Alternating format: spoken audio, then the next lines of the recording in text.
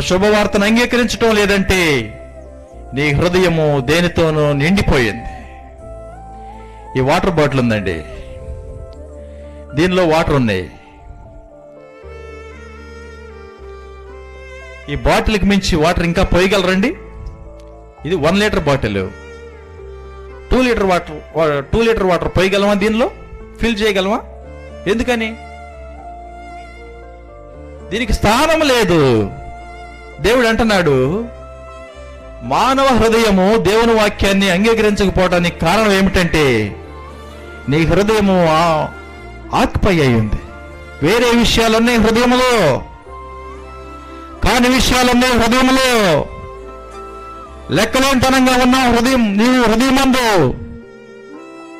ఎందుకంటే నీ హృదయంలో ఏదో ఉంది, వాక్యాన్ని విభేదించేది లోనకి రాని ఉంది, ఏదో ఉంది అని దేవుడు చెప్తున్నాడు.